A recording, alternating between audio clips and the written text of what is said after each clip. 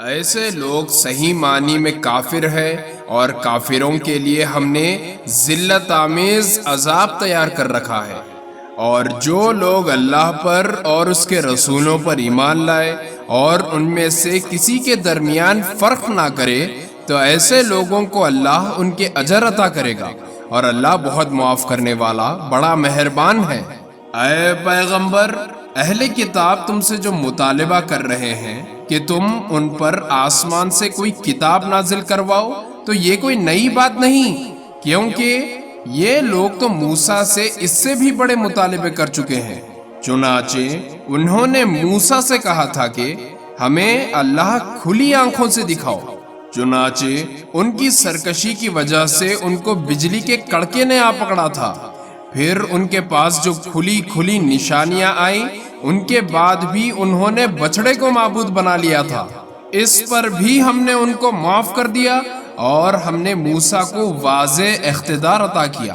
اور ہم نے کوہ طور کو ان پر بلند کر کے ان سے عہد لیا تھا، اور ہم نے ان سے کہا تھا کہ شہر کے دروازے میں جھکے ہوئے سروں کے ساتھ داخل ہونا، اور ان سے کہا تھا کہ تم سنیچار کے دن کے بارے میں حد سے نہ گزرنا،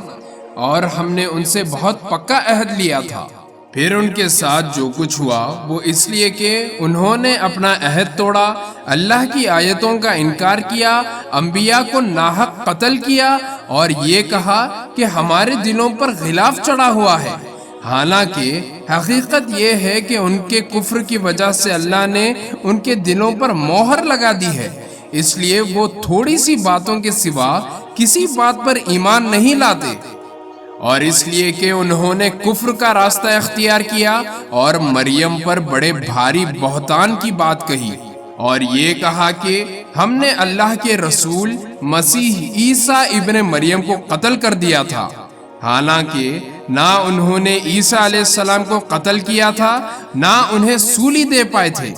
بلکہ انہیں غلط خیال ہو گیا تھا۔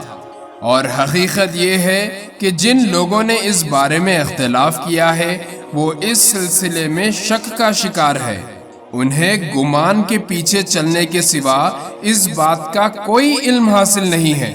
اور یہ بالکل یقینی بات ہے کہ وہ عیسیٰ علیہ السلام کو قتل نہیں کر پائے، بلکہ اللہ نے انہیں اپنے پاس اٹھا لیا تھا، اور اللہ بڑا صاحب اقتدار، بڑا حکمت والا ہے۔ اور اہل کتاب میں سے کوئی ایسا نہیں ہے جو اپنی موت سے پہلے ضرور بالضرور عیسیٰ علیہ السلام پر ایمان نہ لائے، اور قیامت کے دن وہ ان لوگوں کے خلاف گواہ بنیں گے۔ غرض یہودیوں کی سنگین زیادتی کی وجہ سے ہم نے ان پر وہ پاکیزہ چیزیں حرام کر دی جو پہلے ان کے لیے حلال کی گئی تھی، اور اس لیے کہ وہ باکثرت لوگوں کو اللہ کے راستے سے روکتے تھے اور سود لیا کرتے تھے، حالانکہ انہیں اس سے منع کیا گیا تھا، اور لوگوں کے مال ناحق طریقے سے کھاتے تھے۔ اور ان میں سے جو لوگ کافر ہیں ان کے لیے ہم نے ایک دردناک عذاب تیار کر رکھا ہے۔ البتہ ان بنی اسرائیل میں سے جو لوگ علم میں پکے ہیں اور مومن ہیں، وہ اس کلام پر بھی ایمان رکھتے ہیں جو اے پیغمبر تم پر نازل کیا گیا، اور اس پر بھی جو تم سے پہلے نازل کیا گیا تھا۔ اور قابل تعریف ہے وہ لوگ جو نماز قائم کرنے والے ہیں، زکوٰۃ دینے والے ہیں، اور اللہ اور یوم آخرت پر ایمان رکھنے والے ہیں، یہ وہ لوگ ہیں جنہیں ہم اجر عظیم عطا کریں گے۔ اے پیغمبر، ہم نے تمہارے پاس اسی طرح وحی بھیجی ہے جیسے نوح اور ان کے بعد دوسرے نبیوں کے پاس بھیجی تھی،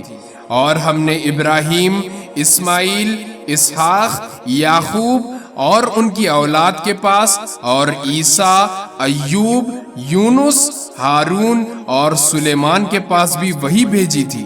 اور ہم نے داؤد کو زبور عطا کی تھی۔ اور بہت سے رسول ہیں جن کے واقعات ہم نے پہلے تمہیں سنائے ہیں، اور بہت سے رسول ایسے ہیں کہ ہم نے ان کے واقعات تمہیں نہیں سنائے۔ اور موسیٰ سے تو اللہ براہ راست ہم کلام ہوا۔ یہ سب رسول وہ تھے جو ثواب کی خوشخبری سنانے اور دوزخ سے ڈرانے والے بنا کر بھیجے گئے تھے، تاکہ ان رسولوں کے آ جانے کے بعد لوگوں کے پاس اللہ کے سامنے کوئی عذر باقی نہ رہے، اور اللہ کا اقتدار بھی کامل ہے، حکمت بھی کامل۔ یہ کافر لوگ مانے یا نہ مانے، لیکن اللہ نے جو کچھ تم پر نازل کیا ہے اس کے بارے میں وہ خود گواہی دیتا ہے کہ اس نے اسے اپنے علم سے نازل کیا ہے، اور فرشتے بھی گواہی دیتے ہیں، اور یوں تو اللہ کی گواہی بالکل کافی ہے۔ یقین جانو کہ جن لوگوں نے کفر اپنا لیا ہے اور لوگوں کو اللہ کے راستے سے روکا ہے، وہ بھٹک کر گمراہی میں بہت دور نکل گئے ہیں۔ جن لوگوں نے کفر اپنایا ہے اور دوسروں کو اللہ کے راستے سے روک کر ان پر ظلم کیا ہے، اللہ ان کو بخشنے والا نہیں ہے، اور نہ ان کو کوئی اور راستہ دکھانے والا ہے سوائے دوزخ کے راستے کے، جس میں وہ ہمیشہ ہمیشہ رہیں گے، اور یہ بات اللہ کے لیے بہت معمولی بات ہے۔ اے لوگوں، یہ رسول تمہارے پاس تمہارے پروردگار کی طرف سے حق لے کر آ گئے ہیں، اب ان پر ایمان لے آؤ کہ تمہاری بہتری اسی میں ہے، اور اگر اب بھی تم نے کفر کی راہ اپنائی تو خوب سمجھ لو کہ تمام آسمانوں اور زمین میں جو کچھ ہے اللہ ہی کا ہے، اور اللہ علم اور حکمت دونوں کا مالک ہے۔ اے اہل کتاب، اپنے دین میں حد سے نہ بڑھو اور اللہ کے بارے میں حق کے سوا کوئی بات نہ کہو۔ مسیح عیسیٰ ابن مریم تو محض اللہ کے رسول تھے، اور اللہ کا ایک کلام تھا جو اس نے مریم تک پہنچایا، اور ایک روح تھی جو اس کی طرف سے پیدا ہوئی تھی۔ لہٰذا اللہ اور اس کے رسولوں پر ایمان لاؤ، اور یہ مت کہا کرو کہ خدا تین ہے، اس بات سے باز آ جاؤ کہ اسی میں تمہاری بہتری ہے۔ اللہ تو ایک ہی معبود ہے، وہ اس بات سے بالکل پاک ہے کہ اس کا کوئی بیٹا ہو۔